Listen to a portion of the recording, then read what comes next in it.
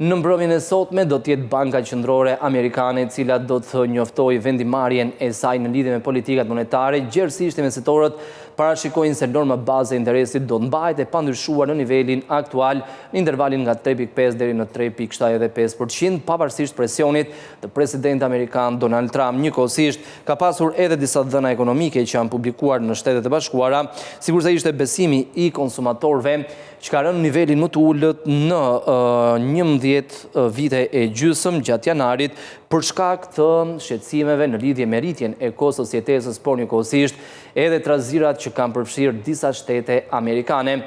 Përjedhoi në sesionin e kaluar, dollari amerikan u zhvlerësua ndjeshëm dhe euro ngjit deri në nivelin e 1.2 dollarëve, por sot vjet re një korektim i monedhës europiane. Gjithsesi euro vjen të qëndrojë pranë nivelit të lartë në thuajse 5 vitet e fundit.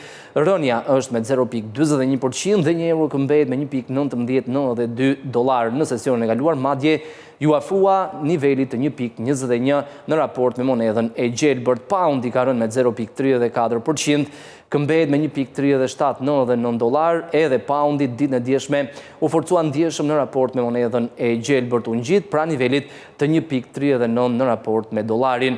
Dollari përballë frangës është rritur me 0.58% të vlerës, këmbet me 0.7654 franga. Ditën e sotme, investitorët e cilësojnë më tepër si një korektim të vlerave pas humbjeve të mëdha në sesionin e kaluar me mbi 1.5% për dollarin amerikan. Njëkohësisht monedha e gjelbërt u përballë me shitje masive, sepse investitorët tashmë po konsiderojnë një krizë të besimit ndaj monedhës së gjelbërt, e cila përballet me probleme të mëdha, si përsa i përket politikave që po ndjek presidenti amerikan Donald Trump, por njëkohësisht edhe besimit në tregje.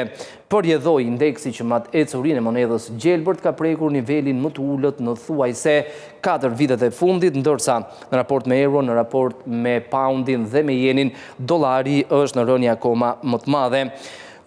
Edhe komentet e bëra nga presidenti amerikan Donald Trump ditën e djeshme, i cili tha se dollari gjendet në një pozicion shumë të mirë, edhe kjo nuk e parandaloi zhvlerësimin e monedhës së gjelbërt.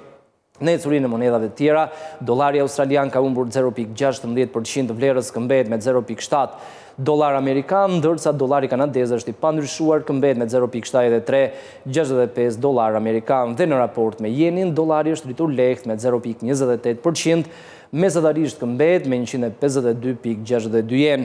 Në ecurinë e tregut të kriptomonedhave, në sesionin e sotëm, vjet re përgjithsisht një qëndrueshmëri me tendencë në rritje të lehtë për Bitcoin, që ka fituar vetëm 0.05% të vlerës, dhe për të tretin sesion me radhë tregtohet në intervalin nga 88 deri në 89.000 dollar. Aktualisht kotohet në 89.23.42 dollar, në rritje të lehtë me 0.05%. Ethereum ka humbur 0.53% të vlerës, u ngjit përkohësisht mbi nivelin e 3.000 dollarëve, por nuk arriti të qëndrojë mbi këtë nivel, kuotohet në 2.996.22 dollar. Ripple ka fituar 0.27%, këmbet me 1.9156 dollar. Litecoin ka humbur 0.63% të vlerës, kuotohet në 69.56 dollar dhe Bitcoin Cash është në rënje me 0.81% dhe kuotohet në 593 dollar për çdo njësi Bitcoin Cash të tregtuar. Ndërkohë në ecurinë e tregut të naftës, benchmarkët kryesor pasi fituan rreth 3% të vlerës në sesionin e kaluar, ditën e sotme po shfaqen më të qëndrueshme, madje me tendencë në rënje të lehtë. Çmimet e naftës u mbështetën nga ndalimi i prodhimit në xhirin e Meksikës në Shtetet e Bashkuara, si pasojë stuisë së dëborës që shkaktoi probleme të mëdha, por në anën tjetër çmimet janë mbështetur edhe nga një sulm i mundshëm i Shteteve të Bashkuara të Amerikës ndaj Iranit. Forcat amerikane janë përqendruar më shumë në xhirin e Meksikës dhe njëkohësisht aeroplanmbajtësia amerikane ka arritur në lindjen e mesme, deklaruan dy zyrtar ditën e hënë. Presim tabelën për të parë edhe ecurinë e tregut të naftës në sesionin e sotëm. Sikurse tham ditën e djeshme, çmimet u rritën me mbi 3% pikërisht për shkak të këtyre zhvillimeve, ndërsa sot po ndryshojnë minimalisht. Nafta Brent e Londrës është në rënje të lehtë me 0.12%, ndërsa ditën e djeshme fitoi rreth $2, kuotohet në $67.49 për fuqi. Nafta bruto amerikane ka fituar 0.05% të vlerës, kuotohet në $62.42 dhe nafta e përpunuar në bursën e Londrës ka rënë me 0.76% dhe kuotohet në $687.5 për ton. Në tregun e metaleve të çmuara, ari është ngjitur mbi nivelin e $5.200 për herë të parë në histori pas humbjeve që realizoi në sesionin e kaluar evropian.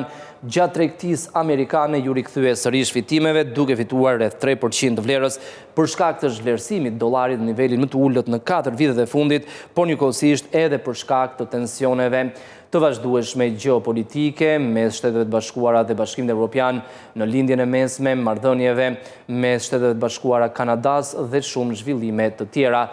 Aktualisht, ari ka fituar edhe 4.07% të vlerës dhe kuotohet në $5.289.5 për onzë.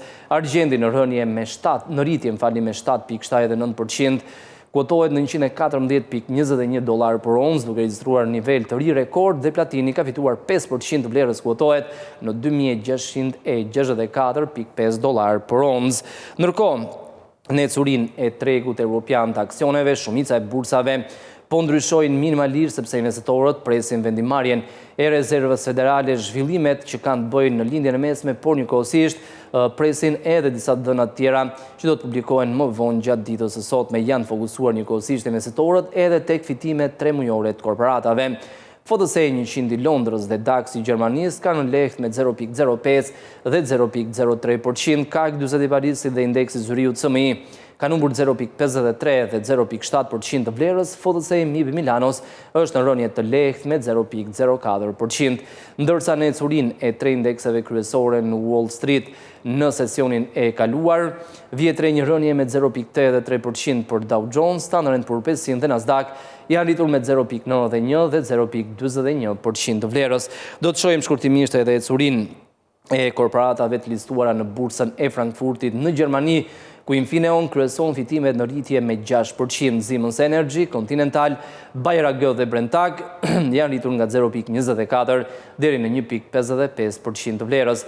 Në anën tjetër, në performancën më dobët në bursën e Frankfurtit, humbjet kryesohen nga Sunrise në rënje me 2.04%, Kiagen, Beisserdorf, Hannover Rüegg dhe Fresenius kanë humbur nga 1.01 deri në 1.94% të vlerës.